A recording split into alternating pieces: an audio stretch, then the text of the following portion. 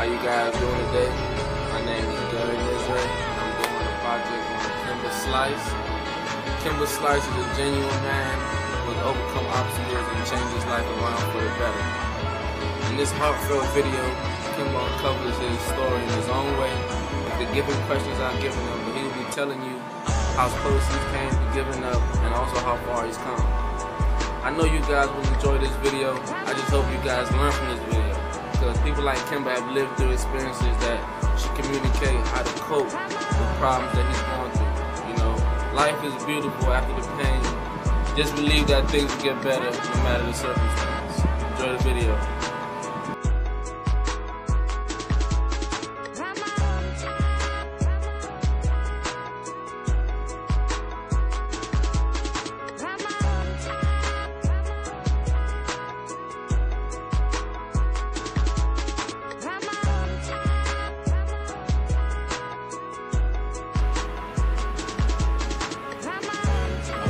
Again,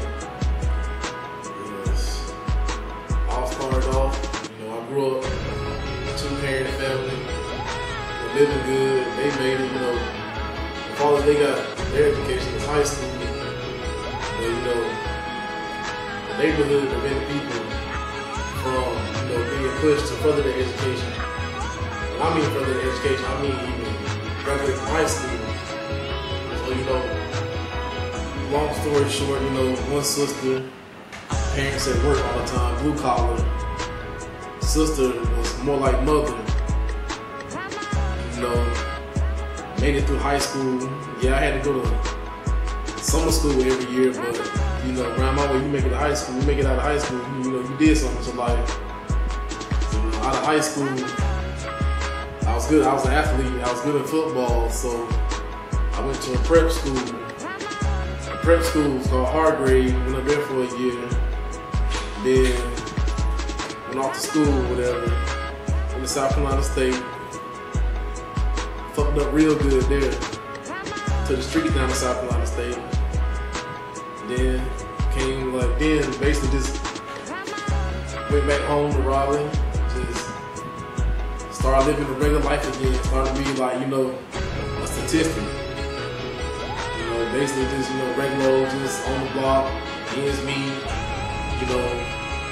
don't care about no job because, people who work a job, it seems like people are struggling with them. But, really in the end that I find out that the hardest life is the straight way. I say about a period of 6 years, I was just, in the streets. Everyone know what in the streets mean. It entails everything.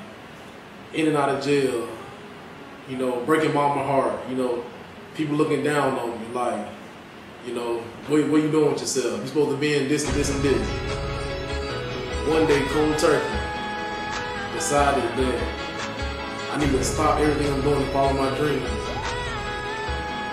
But just because you decide to do right one day doesn't mean you have no karma to pay. So, about 2 years of going right, I was dead broke. Because I know no other way of, getting revenue besides, illegally. And, then I reached my lowest point one day, about 2 years after just going right, doing nothing, nothing wrong, doing nothing morally wrong. I found myself in a park, eating out a trash can. And I think it hit me that day, and I was like, Lord, something got to give, because I feel myself about to relapse.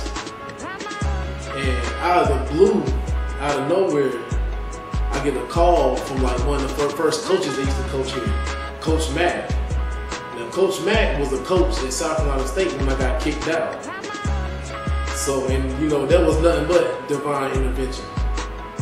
Because right when I was about to, give up on everything, the Lord stepped in, because I personally had felt like I was paying my dues, but like the old church people say, he may not come when you want him, but he'll be there right on time. But ain't that shit the truth, you know what I'm saying?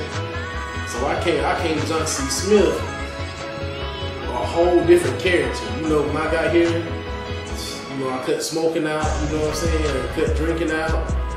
You know, I ain't want to do nothing because I wanted to be able to grow above the person that I was back home. The people back home don't allow you to grow because they know who you were growing up. And people think changing is being fake, you know, or you know what I'm saying, or being a sellout, which is, you know, what every man needs to do, grow. But I'm just here right now, you know, about to graduate in about 3 weeks.